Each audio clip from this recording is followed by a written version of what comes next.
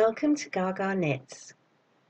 This is my podcast about knitting, sewing and my crafty life in general. My name's Anita and today's episode is going to be all about sewing, my sewing plans for 2020.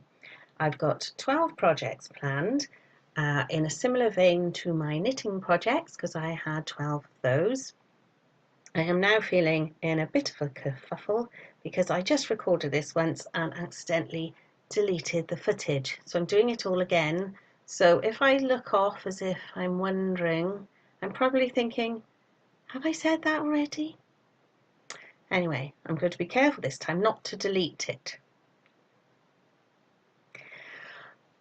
Like I say, I have 12 projects, 4 of which are clothes, and I shall start with those first. I had a good look through my wardrobe to see what kind of clothes that I like to wear the most, because in the past I have made outfits for myself and I haven't worn them because I've just bought, or I've bought the fabric because I liked it or the pattern and I wanted to sew the pattern up, not really thinking about how these things are going to fit into my wardrobe. And I'm also going to take more care on the fit of the items as well. I'm making the sizes maybe a little bit too big. I'm erring on the side of caution because it's easier, I think, to make an item a little bit smaller than it is to make them bigger. I know you could probably get a little bit out of the seam allowance, but that way I think is better. So the first item I'm making is a skirt, and there's a skirt in my wardrobe, a shop bought skirt. I'll put a picture here, and I like this a lot. It's an A-line. It's quite comfortable, it comes to the knee. I wanted to make something similar, so I'm making the New Look 6843 and I am making view E, which I think is pretty spot on to the pattern or to the shop bought skirt. I've already started making a toile. My pins are coming out, and this size was the size recommended for my waist, but it is slightly too big. But that's okay because it's a toile, still wearable, it's a little bit loose. I will go down a size when I make my one in the proper fabric, and it's a really nice simple pattern. You have 4 pattern pieces, a front, 2 back and a waistband, and you have to sew a zip in, but it's not an invisible zip. And the waistband is quite thin, so I haven't sewed that yet. I folded it over and I folded the back a little bit deeper than the front so that I can stitch in the ditch and you don't have the stitches actually on the waistband, which I think will look nicer as the waistband's quite thin. And the waistband came up a little bit short. You're meant to have a button here, but I'm going to put a hook and eye.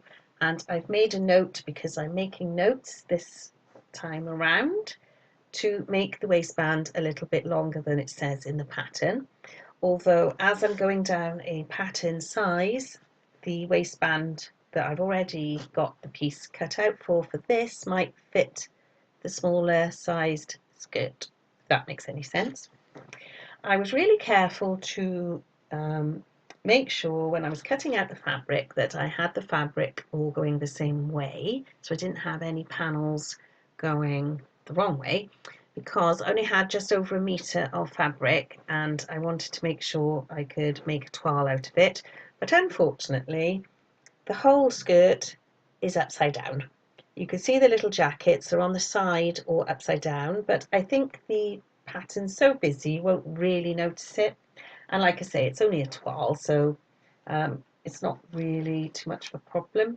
There's 2 darts, one on either side in the front and 4 darts in the back, so it gives a really nice fit and it's a nice sew. I've been enjoying working on this one.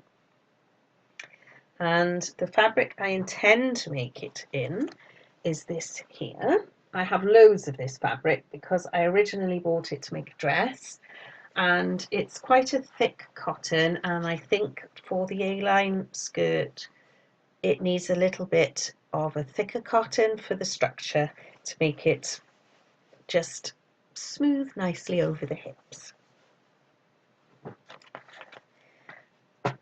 And I have another skirt pattern, which is the Hollyburn Skirt by Sewaholic. I have wanted to make this skirt ever since Katie from Inside Number 23 did a sew along for it several years ago now, and I bought the pattern then and I followed along watching her vlogs and was too scared to make it. I thought it was too advanced for me at the time. I still haven't made anything with pockets in, and this skirt has pockets, so I'm really looking forward to getting started on this. I will follow Katie sew along as I'm doing it to make sure I'm doing everything correctly. And I'm going to use this fabric here, which I also bought to make a dress and never got round to it, and it's also just a cotton, and it's got nice little chocolate brown spots and little sort of not terracotta, burnt orange sort of spots there. And I fancy looking through my knitting patterns to find a nice cropped jumper, maybe with some cabling on or something, that I could make a fitted little jumper to go with the skirt, the flariness of the skirt. I am probably going to do option B, which is a sort of midi, just under the knee type of length, because I think that would be the most flattering on me. So I think a little cropped jumper with that would look really nice. And then I've got two dresses in my sewing plans. The first one is this Burda 6956, and it is a maternity pattern, and no, I'm not pregnant, way too old for that kind of thing. I had this pattern I made Jodie a dress out of it when she was expecting Jack, and I put some fluted sleeves on it for her, and I just thought it would make a really nice maxi dress. I have got one maxi dress that I had last year and I wore it to death. It's so comfy. It's sort of in a stretchy t-shirt material, and it's just lovely. I love putting that on. And I want to make something similar, and I have this fabric in my stash, which is a jersey nylon-y viscose. I don't know, it's not very nice feeling fabric, but I think it will really be nice as a maxi dress, and it's really slinky, so I'm going to have a go making the whole dress on my overlocker. So I did sew a top, I can't remember which one it was now, but that was all on my overlocker, and it's really easy to do. So I'm going to try and make that on my overlocker, because I think my sewing machine will just eat it up and I'll keep getting the fabric trapped, and I don't want that to happen. And my last dress is a dress pattern that is free, and it's on Rosery Apparel. I can't say it. Rosery Apparel. Anyway, that. She has a podcast, and she does sew-alongs and designs her own patterns, and I think she's got this one and then maybe one or two others on her website or blog, and they're free. You can just download them for free. So this one is called let's look at my notes, The Perfect Dress, and she does a sew along to show you exactly how to make it, and it seems very simple, and it's got sleeves and pockets, so I'm looking forward to having a go at making that. And I'm going to use this fabric, another cotton with lots of clocks on, and it's non-directional, so I shouldn't have too much trouble with this one. And I just think that will look really nice, and I can make a little cardigan out of any of these colours, a brown, a pink, orange, anything, and I think that will look really nice over the top. So I'm going to say I'm looking forward to that one. I'm looking forward to every single make. I'm just really excited about sewing this year. I don't know why. So that's all my dressmaking. Now I better go off and get some of the other items that I want to show you. Be back in a minute. Right, my next project is a bag. I've made one bag before, which was my bag from hell.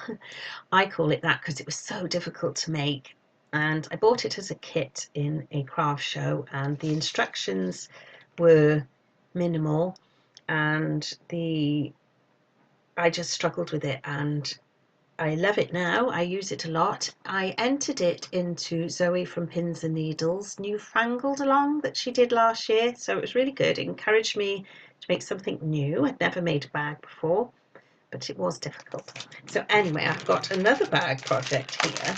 In the Sew book by Cath Kidston, this bag on the front comes as a kit with the book. And my friend bought me this book several years ago, and I haven't actually, obviously, made the bag or anything in it. And I should have, because there are some lovely projects in here to do. And I have had a little flick through. I'm tempted by several things, but I'm going to do these 12 projects first. So this bag pattern and kit is much better because all the pieces are cut out ready, and I think the instructions are going to be very clear. I just think it's going to be so much easier and more pleasurable to sew this one up. And the next thing is the Petite pegs by Patterns for Pirates. I made a pair for Jack, and I accidentally cut out 2 pairs because I thought each of these little pieces that you cut out was one side of a leg, when actually you fold them and that's a whole leg. I'm not probably showing that very well. So I'd cut out 2 pairs, so I thought it would be a waste not to make these up into another pair, and I've got some of the ribbing as well, not enough to go around the whole waist, so I'm going to cut it in half and sew it together, and the waist of this one will be slightly narrower than the ones I did for Jack. I did Jack's a nice deep waistband, so it was nice and comfy around his little tummy, but this will still be comfy, but they'll have a smaller waistband. And as he's already got a pair, I just said to Jodie, I'll sew them up and she can give them away to one of her friends, just so they're not wasted. And Jack wears them a lot, and they're nice and comfy and cozy. So they are a really good make if you're thinking of looking for a pattern to make for children. The pattern only goes up to 12 months. It's 0 to 3 months is the smallest size, and the largest is 12 months, which is a bit of a shame because I would make him more of those because they are lovely. I would like to make a table runner for my coffee table, and either a table runner or a sort of placemat to go in the middle of my dining room table. My dining room table is oval and opens out, so I'm not sure if a table runner would really look good on that, so I think maybe a sort of centrepiece. And I've been looking at lots of patterns on the internet of the log cabin blocks. I made one I showed you in one of my previous episodes. I really enjoyed making that. And I also want to have a go at English pattern piecing or just basic patchworking. I want to make, I think a quilt would be too much for me with the backing and the batting and everything to start off with. So I think table runners and placemats are the perfect place to start. So I have some fabric, where have I put that? Under here. Leftovers from my bag from hell. And they're all quite nice autumnal colours that would look nice in my living room. So I think I'm going to start off with a little table mat for the dining room table, and I'm going to use all these scraps. And for the coffee table, I have got loads of fabric quarters. Where are we? Up here, this shelf here along there, that's all fat quarters, so I can make a nice table runner for the coffee table out of those. I feel like I'm racing through now because I've done this once already. Oh, I could have cried when I deleted that, but never mind. Another thing I'd like to make, I have only stumbled across this recently, and it's such a good idea, is a banner to put your badges and pins on. I've collected a few badges over the last year and a half, and I didn't really want to put them on a project bag. and I didn't know how to display them. So a banner I thought would be a brilliant idea, and the one I found was from, let me find it, polka.chair.com, and you can download a free template which is quite simple like that, and she's also got a tutorial on her site on how to make it, so I think that will be really nice. I have got this leftover curtain fabric, and I am going to use that because I think the pins will go in quite well, and somewhere very safe, but I've lost it now, is the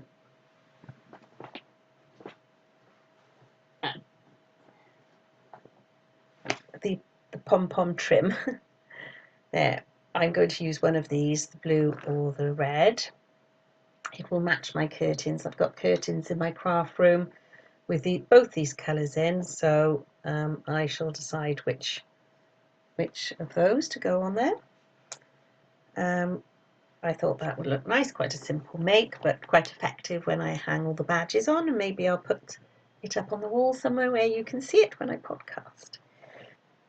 Right, we're coming towards the end now, I promise. I also would like to make a sewing machine cover. I have a Janome sewing machine that I bought in Dunelm several years ago in the sale. It's one of their more basic models, which is fine for me because I don't want anything too complicated. It does everything I need it to do, so that's great. And it came with a white plastic cover that keeps the dust off, but it's a bit boring. So I want to make a sewing machine cover. And in this book here, Half Yard Heaven, there is a cover that, well, it gives you a guide on how to measure up for your own. I did have it on the right page, but when I dumped everything after, it would be right at the beginning somewhere, wouldn't it? It's a very nice book. Where is it?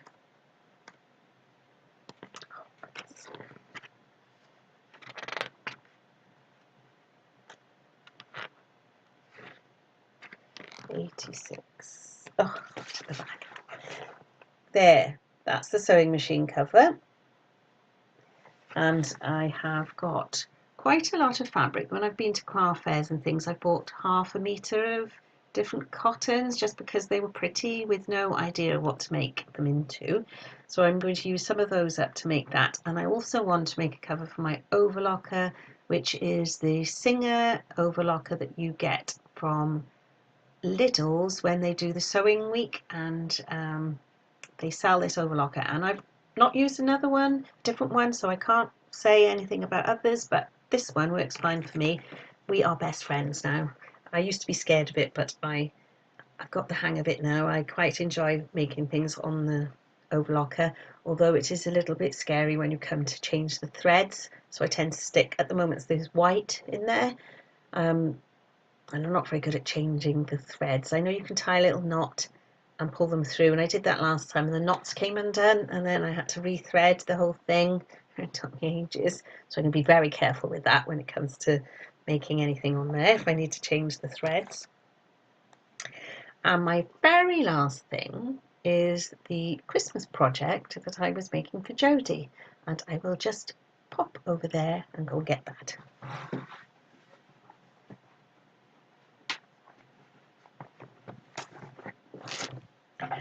I don't expect Jodie will watch this all the way through, but even if she does, it doesn't matter. This was meant to be a gift for last Christmas, and she's going to have it for this Christmas now, because obviously Christmas is gone and I haven't finished making it. So here it is. It's a cushion, nothing mega exciting, and that fabric there was from Spoonflower, and I thought that little dog looked a little bit like Charlie, so I thought that would be rather cute. This sort of pattern was everywhere this Christmas, the vans with the Christmas trees on the top, and Jodie had said that she wanted to get some Christmas cushions, and the shop that she saw them in, they were out of stock, so she didn't end up getting any. And so I hopped onto Spoonflower and saw that fabric with the little dog on, and I bought 2 samples, little sample pieces. I think they were 12 inches by 12 inches, which is perfect to go in the middle of a cushion. And then I had a little bit of a go at a kind of log cabin effect around there with the fabrics, and it was a little bit thin, so I interfaced the back, and so that's quite sturdy now. And all I need to do is cut out a piece of fabric the same size, obviously, for the back, and sew it round, put a zip in, and I've got a cushion pad there ready. And there's a Christmas present already, and we're on February the 1st. So that is all my sewing projects. I think I've gone through them all. I think there's 12. There was 12 the first time I did it, so I'm going to be very careful not to delete this one. It's a really nice day out there, so I'm hoping maybe we will go and take Charlie for a walk later. It's my birthday next weekend, and the children and grandchildren are all coming over this evening for a takeaway, and they are sleeping over because I'm hoping that Martin and I are going away next weekend, actually on my birthday, so they're coming over this weekend to celebrate with me, and possibly I might try vlogging when we're away, but we shall see. Maybe I will, maybe I won't. But until I see you next time, have a lovely few weeks and happy crafting. Bye for now.